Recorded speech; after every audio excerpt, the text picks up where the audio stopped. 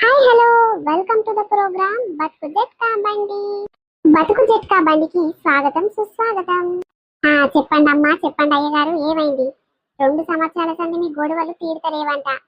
ఆపకుండా non stop గా రోజు అసలు ఊకుండకుండా లొల్లి పంచాలు జరుగుతూనే ఉంటాయంట. ఏంది చెప్పురు మీ సంగతి? ఇప్పుడు తేలుస్తాము. చెప్పేది ఏం లేదు మేడం, నాకు ఈయనంటే ఇష్టం లేదు. పెళ్లి చేసుకున్న కాడి నుంచి నాకు ఎన్నడూ సుఖంగా లేదు మేడం ఈయనతోని. నాకు అసలు ప్రేమనే లేదు ఈయన మీద. ఏంది, మీ పెళ్ళయి 2 సంవత్సరాలకు ఎక్కువైతుంది, ఈయన మీద ప్రేమ లేదా? మరి ప్రేమ లేని 2 సంవత్సరాలు లొల్లి లెక్క పెట్టుకున్నావు. అవుగని అమ్మ, ఉన్నది ఉన్నట్టు అడుగుతున్నా, చెప్పురి నిజాయితీగా. మరి ఆయన అంటే నీకు ప్రేమ లేని ఆయన పక్కకి ఆయనకు ఆనుకొని ఎందుకు కూర్చున్నావమ్మా? ఇంత దూరం ఇంత పెద్ద సోఫా ఉంది, ఇంకా కొనాకు సోఫా కాడ కూర్చోవచ్చు కదా. పక్క పక్కకు ఇద్దరు మొగడు పిల్లలని గెలవాలన్నట్టు.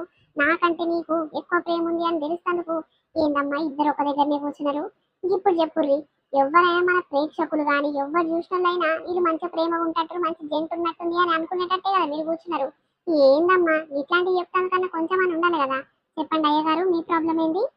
చెప్పేది ఏం లేదు మేడం. పెళ్ళైన కాడి నుంచి ఎన్నడూ సుఖంగా ఉండింది లేదు.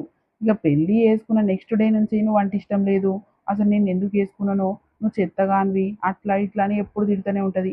ఈ అవ్వ, నా మీద నీకు ప్రేమ లేనిది, నేనంటే నీకు ఇష్టం లేనిది, నువ్వంటే నాకెందుకే ఇష్టము అని నా ఇష్టం కూడా తీసేసుకున్నా మేడం. అవసరం లేదు, అవసరం లేదు, దానికి నాకు విడాకులు కావాలి, దూరం అవుతాం గంతే. ఇక మేము దాని కొరకే వచ్చినాం మేడం, మేము విడాకులు తీసుకోవాలి గంతే. అయ్యో ఏంది బాబు, ఆమెకు మించి నువ్వు ఉన్నావు, నీకంటే మించి ఆమె ఉన్నది. ఇద్దరికిద్దరు బరాబర్ ఉన్నారు, మంచిగా సెట్ అయ్యారు.